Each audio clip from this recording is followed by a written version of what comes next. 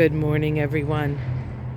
Dr. Victoria Skirbo here, speaking to you from the Seeds of Transformation Healing Center in Wareham, Massachusetts. I'm here with Mr. Charlie. Hello, Charlie. We have a beautiful morning today, Friday the 10th. The moon is in Libra. The sun is in Aquarius. And the sun and the moon are in the same sign. There's a flow. In fact, there is a trine later in the day. That trine is in action really all day. So there's a flow, a mental flow, because we're dealing with air signs here. And of course, Libra is the sign of law. Aquarius is the sign of humanity. So there can be some revelations around law at this time, in hopefully to aid humanity.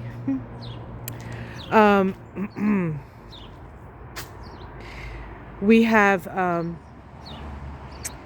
a important aspect today that's occurring. It is a conjunction between Pluto and Mercury.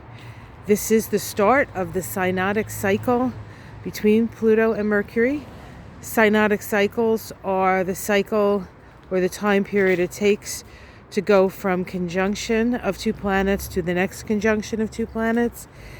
When we're dealing with the inner planets, Mercury, Venus, or if we're dealing with the sun, it's usually a year-long transit. Mars takes 2 years. And then as we go out further, it depends on what two planets we're talking about. Some, like Jupiter and Saturn, take 20 years. Pluto and Pluto and Uranus take, how long do they take? Long time. 100-something years, I think. I should remember that, but I don't off the top of my head. I'd have to look at my notes. So the conjunction between Mercury, the planet of the mind, and Pluto, the planet associated with the underworld. Mercury was the only god, the only Olympian who could go down to the hell realms and come back unscathed. Nobody else could really do that. And so they have a special relationship, Mercury and Pluto. This conjunction is happening in Capricorn, the sign that Pluto is in, and it's 29 degrees of Capricorn. The Sabian symbol for this degree of Capricorn is a woman reading tea leaves, and the key word is clairvoyance. This isn't a capacity to see signs and symbols in the patterns around you, whether it be what you hear when you first wake up in the morning, what bird flies over your head, or just an ability to sniff the air, so to speak, and feel what's coming. The thing is as we move through this year-long cycle, we might find ourselves becoming more and more sensitive to the signs that the universe is showing us. So it's about really keeping our third eye open.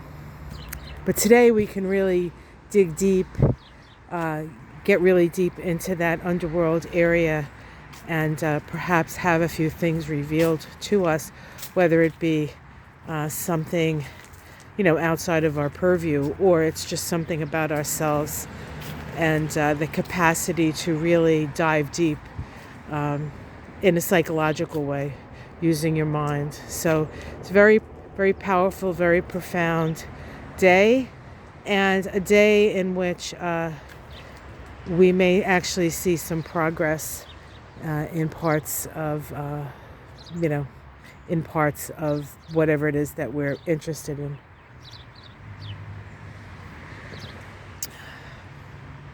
So that's what's going on in the sky today.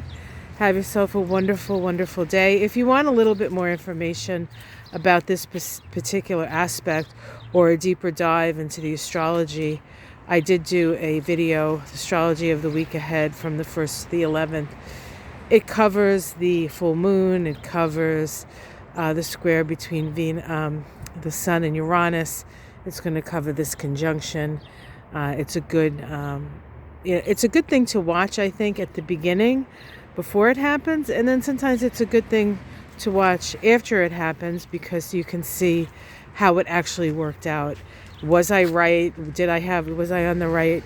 Because was I on the right road, as it were, describing the aspect?